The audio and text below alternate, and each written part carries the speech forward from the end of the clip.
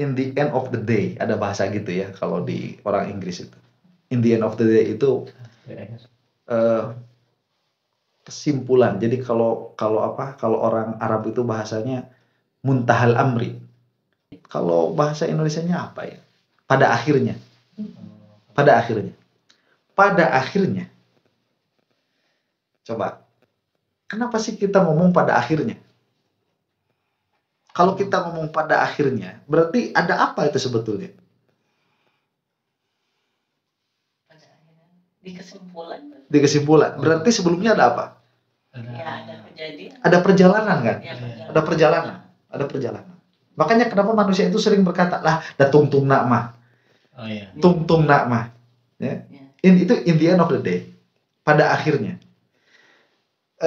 Kalimat pada akhirnya ini, dia sebetulnya ingin mengungkapkan ungkapan yang sangat banyak. Tapi ungkapan yang sangat banyak ini, pada intinya, hanya memberitakan satu perkara. Yaitu apa? Ya pada akhirnya itu. Nah, sekarang kita coba kehidupan kita sebagai manusia. Manusia itu sudah berevolusi lama. Bukan evolusi secara bentuk fisik, karena itu bukan ajaran dari agama Islam. Maksudnya itu berevolusi secara pikiran. Ya, berevolusi secara pikiran.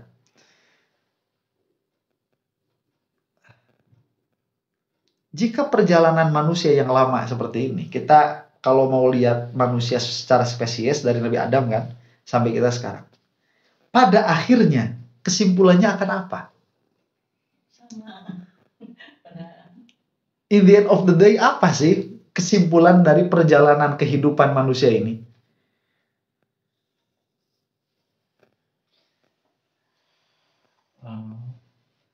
Ya. Coba ini kita kan udah seharian ya. Udah seharian jalan-jalan ya, udah seharian jalan-jalan. Coba pada akhirnya kesimpulan jalan-jalan kita itu apa sih? Ini pulang. Coba ini akhirnya apa? Pada akhirnya apa? Kembali kemana? Tuh. Ini agak susah. Coba. Ya nggak kalau itu mungkin ujungnya kembali lagi kepada Allah, asal dari Allah. Kan pada akhirnya innalillahi wa inna ilaihi raji'un kan ya. Pada akhirnya. Dan pada akhirnya itu kadang-kadang dia pada awalnya.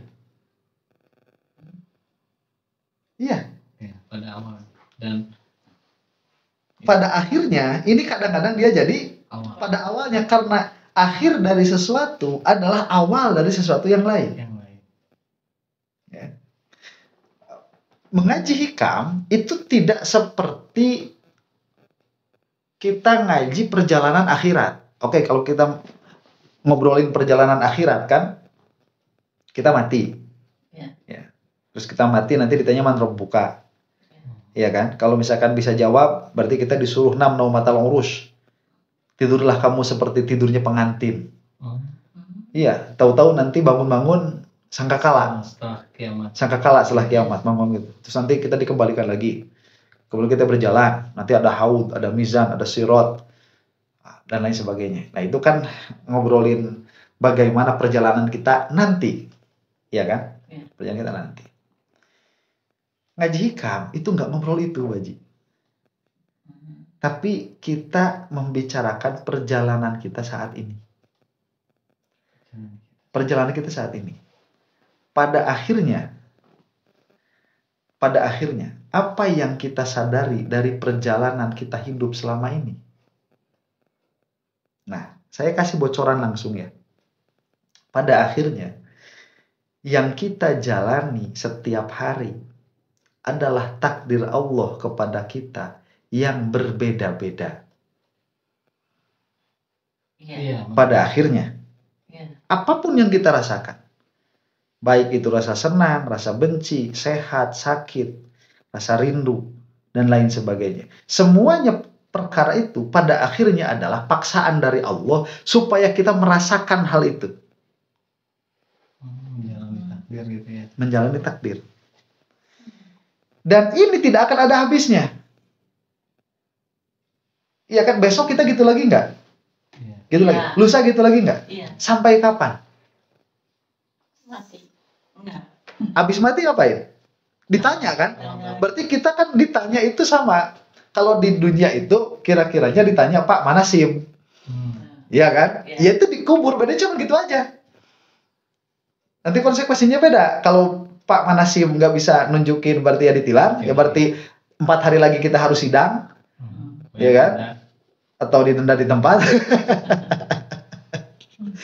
Ya kan, terus abis mati. Kalau mati mantra buka nggak bisa jawab, ya digada. Iya kan? Dan setelah digada selesai nggak perkara? Tidak. Nah, enggak, kita besoknya harus menghadapi hal itu lagi. Harus sampai perkara berubah. Kemudian kita berangkat lagi, berangkat lagi, berangkat lagi. Makanya kenapa orang yang paling bodoh itu orang yang bunuh diri? Emangnya selesai? Tidak. Enggak. Tidak. Orang yang paling bodoh itu orang yang membunuh dirinya sendiri. Perkara lah nggak selesai. Karena kita itu tidak akan ada selesainya. Jadi kalau misalkan ada bahasa begini, wah nanti kalau udah apa pensiun ya enak, hidup itu bakal tenang, bakal santai. Cobain aja, lihat aja orang yang pensiun santai nggak? Enggak. Enggak santai juga. Problemnya Berubah problemnya, ada yang problemnya berubah dengan ekonomi, ada yang berubahnya nanti dengan keluarga karena biasanya nggak di rumah jadi di rumah, ada yang problemnya nanti sama masyarakat, ada yang problemnya nanti itu sama kesehatan. Dia terus seperti itu, nggak ada selesai. Dan jangan sampai punya pikiran tatkala sudah mati perkara itu selesai. Tidak, masih panjang dan tidak ada habisnya. Nanti akhirnya surga dan neraka itu kesimpulan apa yang akan dirasakan di dalam keabadian. Bukan selesai. Neraka itu apa yang akan dirasakan di dalam kesengsaraan. Jadi kesengsaraan yang abadi dan kenikmatan yang abadi. Itu tidak selesai. Surga, yeay, udah. Gitu kan? tidak. Enggak, itu masih banyak di dalam surga itu perkara-perkara yang bisa dieksplorasi. Di neraka pun banyak siksa yang bisa dieksplorasi juga. Sama. Jadi ini keadaan yang tidak ada ujungnya.